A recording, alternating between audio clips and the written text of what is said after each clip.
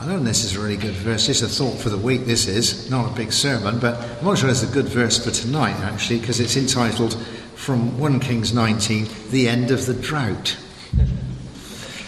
Possibly not, but anyway, it's we have a visual aid out there going on at the moment. You might remember deep in the cryptic bits of the Old Testament where Elijah was fighting it out, really, with Ahab and Jezebel and co. He said a couple of chapters before that God had told him there was going to be a drought for a couple of years when he sorted them out. Then we got the big business with Elijah on Mount Carmel, fire coming down, and then him slaying all the prophets of Baal. Pretty drama. Then we read in 1 Kings 18:41. Then Elijah said to King Ahab, "Now go and eat. I hear the roar of rain approaching."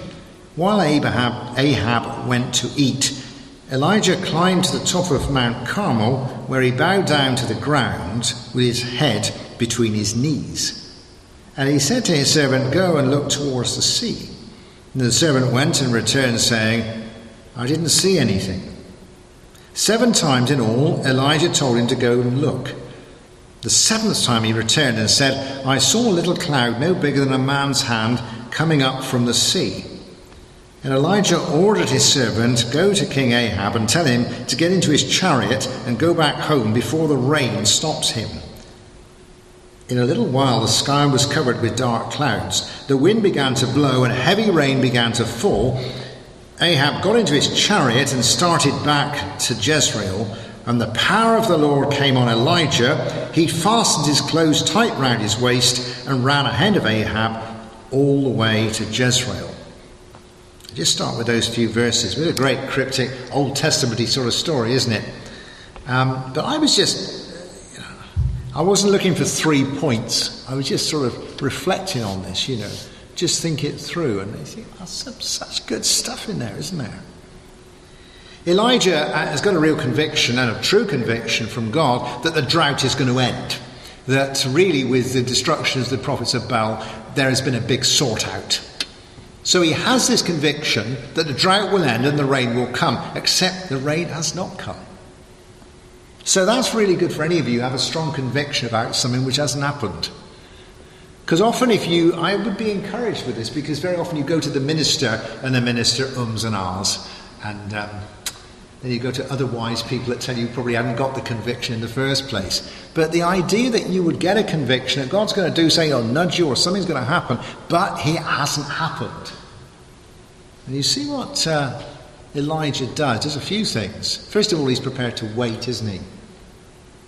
He sent the king off to eat because it's going to rain, but it hasn't rained. How long is he going to eat? Sort of thing. That would be me.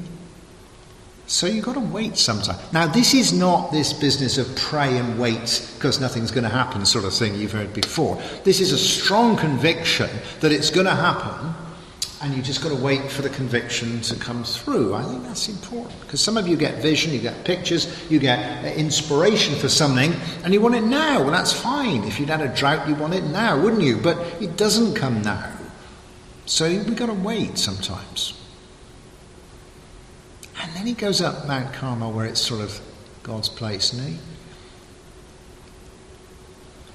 I don't know where he prays or not, but it's a place of God, and he kneels down, so he probably prays and puts his head between his knees. That's a good thought, really. The sense of, for the Hebrew, to pray is to act. You bow down, you lie down, you raise your hands, you raise your head, you whatever you do, but you don't just do a Methodist crouch.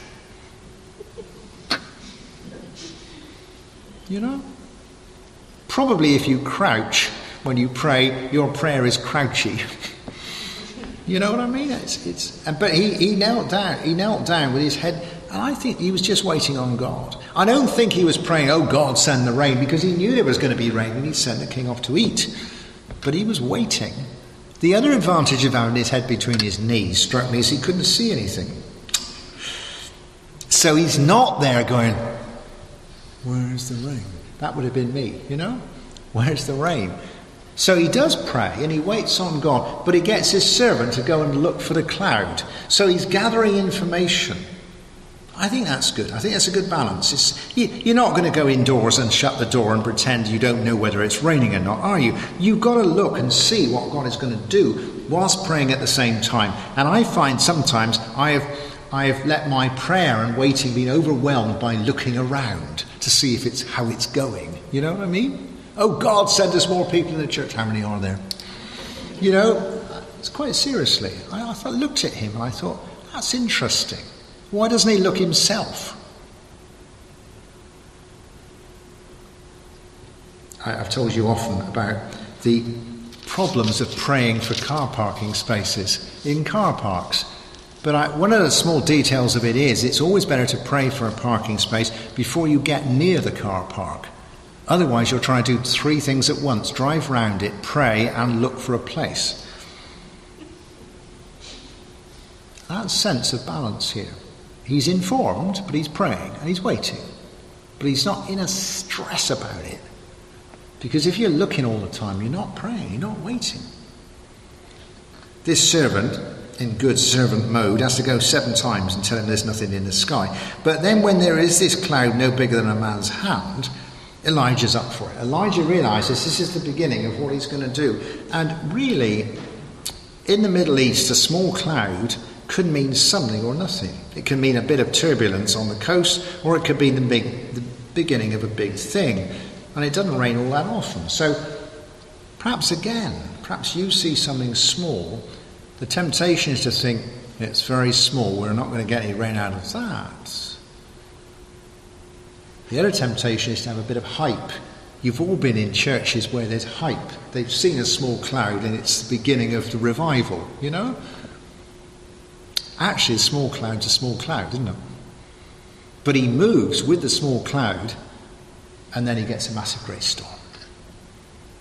I'm not sure how detailed, you can't join all of the dots there, but it's worth thinking that through, isn't it? Move with the small cloud. Because that is the beginning of the promise. Oh, it's not a complete blackout. It's not throwing it down. I'm not moving yet. Perhaps I got this cloud.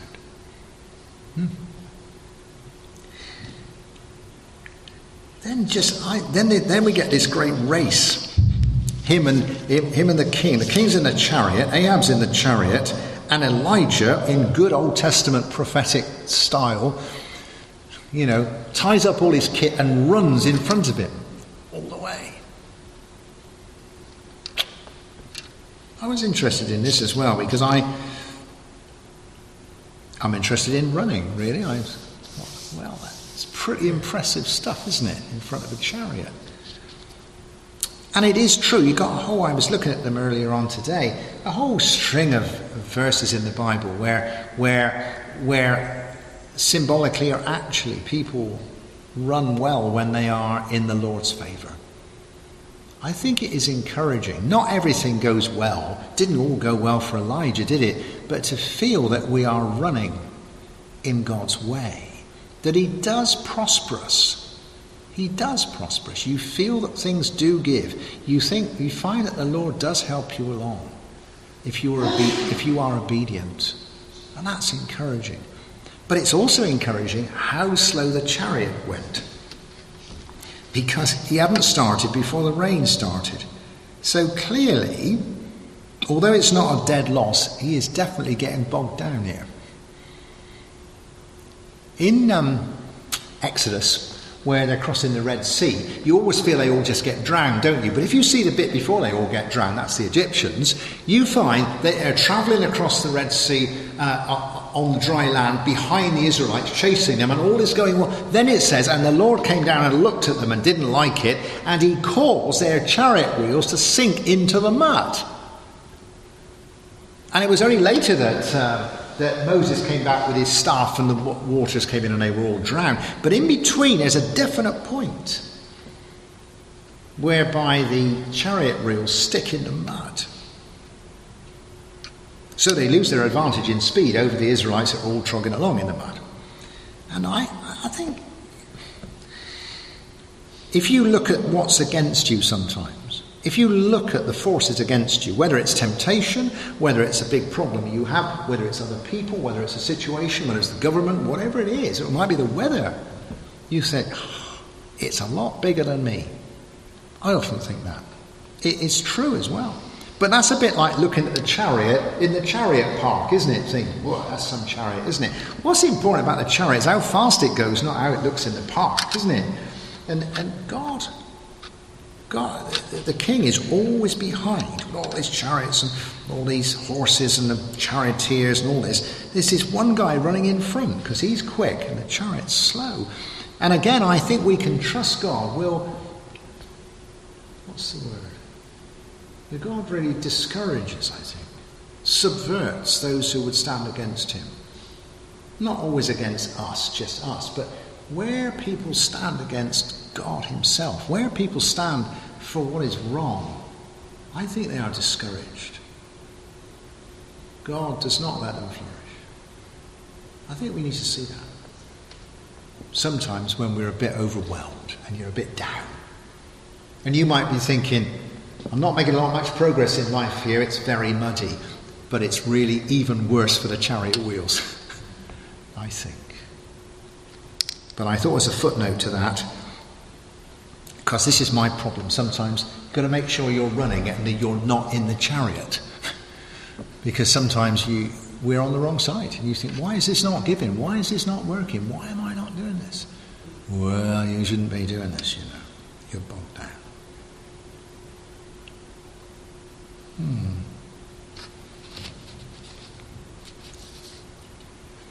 You all know the other bit. The next bit is where Elijah gets told that Jezebel is about to kill him. He loses the plot entirely. He becomes scared and afraid. He flees for his life. He leaves his servant. He walks a whole day into the wilderness. He stops and sits down under the shade of a tree, wishes he was dead. Says, in fact, it's too much, Lord, take away my life. I might as well be dead. He also said, I'm no better than my forefathers. And then God finds him under the tree, doesn't he, in the wilderness. We use that picture very often. But how common is it when all that adrenaline, all that business on Mount Carmel, the fire falling down, it's all happening. Then the water comes, then all this running in front of the chariot. And then this great man who's overcome in God's name. And this woman says, I'll have you. And he's scared and runs off into the wilderness, sits under a tree, wants to die. It's all over. It's terrible. He says, I'm no better than my fathers. I have not made any progress, really. How come is that after this? How common is it when we are inspired, when we are encouraged, when something goes really well, when God blesses us, that we then have a really bad time? Why is this? It's not that he's particularly sinful here, but I suppose he's just spiritually exhausted. He's just emotionally drained. He's probably physically exhausted after running in front of this chariot all that way and doing the business with all Baal and all that and all fire and what have you. He is drained. So when she gets to him, it's kind of just the straw that breaks the camel's back. I think you can expect that. And after a draining day like they had with the feeding of the 5,000, with all that preaching and all that feeding and all that stress and amazement and all this, you can either go off then and get out in the boat and think you're going to sink because you've just had enough, or you could be like Jesus and go into the hills and pray that we need to be refreshed. Sometimes this is one reason why we meet here in an evening. You just need to be refreshed. Because God sends his angel. In other words, God's very gentle with him. God doesn't do the top of the mount with him with the great, awe and wonder and the earthquake. And it just sends an angel. In other words, God comes in a very relaxed way. And he gives him something to eat and to drink. And then he lets him sleep. And then he gives him something more to eat and something more to drink. And then he gets up and, being an Old Testament prophet, runs 40 days in. But it's tremendous that God. It's only when he gets to the top of the mountain, God says, right, what are you doing here? Let's get back to work. Before that, he says, here's some drink, here's some water. He's sleeping. He goes back to sleep again, under the tree. And so this evening you might feel, well, I've been discouraged in some way. And God meets us under the tree and he says, just very gently, here's food, water. And now just sleep. Don't die, sleep. Then he wakes up and there's some more food and some more water. And he has energy to move. That's a great little passage, isn't it? Yeah. Let's just pray about that before we go home, shall we? Just coming back through there, let that speak to you, that little passage speak to you this evening. You might think, am I waiting for something? Am I praying? Am I looking for a small cloud? You might need to wait, you might need to listen, you might need to look. But if you have that conviction, it's just a matter of looking, not hoping. Or perhaps it is you are pursued by something. Perhaps it is you need to make progress. Well, the Lord will strengthen you, but also slow down the opposition. Help you to see that. Perhaps you've had a hard time. Perhaps you've given out a lot, doing good stuff. It's not just doing bad stuff. Doing good stuff, and you are exhausted. And you've had enough, and you're emotionally exhausted, and physically exhausted, spiritually exhausted, for goodness sake. And you're under, I make no progress here. I am no better than my forefathers, said Elijah. Let him come to you this evening and just say, here's some food, this is not a seminar, it's just a food and a water and sleep. And then we will move. And then we will move.